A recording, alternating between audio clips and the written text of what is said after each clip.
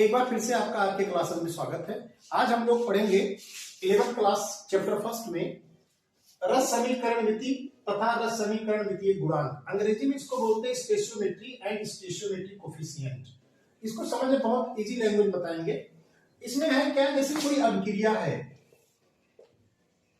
कोई भी अभिक्रिया है या रिएक्शन है, तो अभिक्रिया में दो चीज इन्वॉल्व रहते हैं। बाईं तरफ अभिकारक या रिएक्टेंट और दाईं तरफ उत्पाद। अब ध्यान दीजिएगा, अभिकारक उत्पाद में बदलता है, यही अभिक्रिया है। ठीक है। अब अभिकार वास्तव में जो रस समीकरण मिति है, यह रसायन विज्ञान की एक प्रकार से समझिए एक शाखा है, जिसमें हम लोग अभिकारक और उत्पाद में जो भी पदार्थ रहते हैं उसकी मात्रा के बारे में जानकारी प्राप्त करते हैं। जैसे मैं एक उदाहरण देता हूं, मैं CH4 का ऑक्सीडेशन करता हूं, मीथेन की रिएक्शन ऑक्सीजन से कराऊंगा, तो याद रखिएगा कोई भी ऑर्गेनिक कंपाउंड या कार्बनिक पदार्थ जहां कार्बन हाइड्रोजन हो उसे कार्बनिक पदार्थ कहते हैं। उसको जलाने पे दो चीज मिलता है, कार्बन डाइऑक्साइड और वाटर मॉलिक्यूल। ठीक। अब जरा ध्यान दीजिएगा, अभी यह समीकरण हमारा बैलेंस नहीं है। बैलेंस समीकरण उसे कहते हैं जिसमें अभिकारक और उत्पाद दोनों की मात्रा समान हो, दोनों के परमाणुओं की संख्या समान हो, दोनों में तत्वों की संख्या समान हो। चलिए देख लेते हैं। यहाँ अगर हम बात करें तो हाइड्रोजन 4 है, यहाँ हाइड्रोजन 2 है, तो 2 से मल्टीप्लाई कर दें इसको।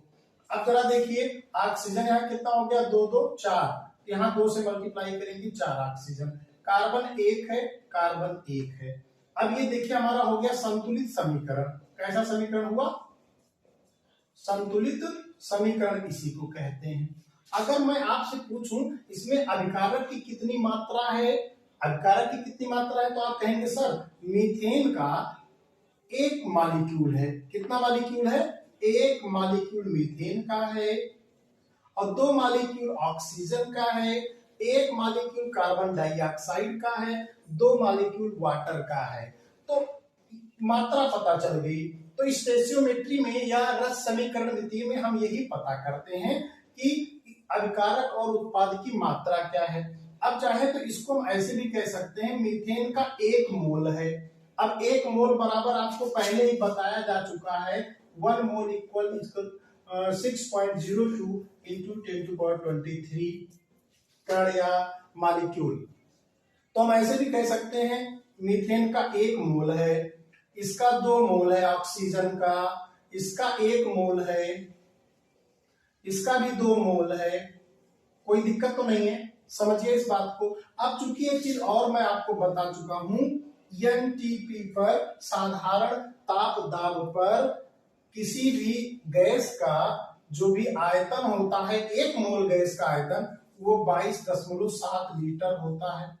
तो जाहिर सी बात है 2 मोल का 2 इंटू 22.7 कर दीजिए, इसका भी 22.7 होगा, इसका भी 2 इंटू ये 22.7 हो जाएगा। इसका क्या हुई, जो मात्रा आपको पता चल रही लीटर में, मोल में, मॉलिक्यूल में, इन्हीं मात्राओं के बारे में जानकारी प्राप्त करना स्टेशियोमेट्री कहलाता है। अब जरा समझिए स्टेशियोमेट्री गुणांक क्या है या रस समीकरण मितीय गुणांक क्या है। किसी भी अभिक्रिया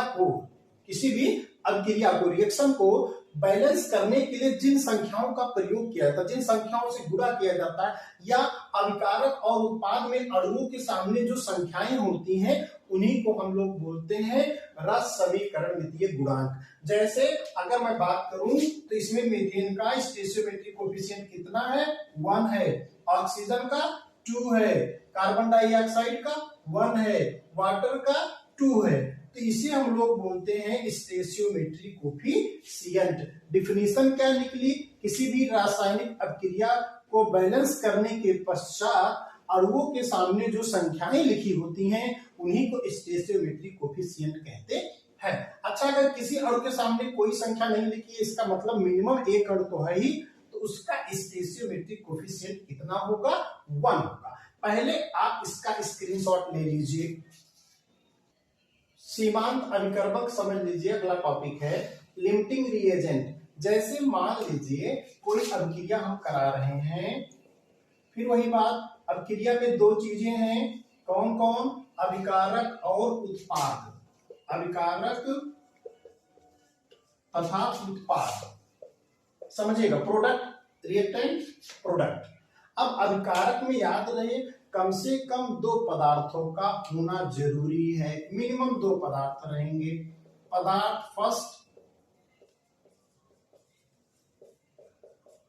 पदार्थ सेकेंड। क्लियर है? अब जरा देखिए इन पदार्थों को, इसको भी पदार्थ फर्स्ट को भी अभिकारक कहा जाता है, पदार्थ सेकेंड को भी अभिकारक कहा जाएगा।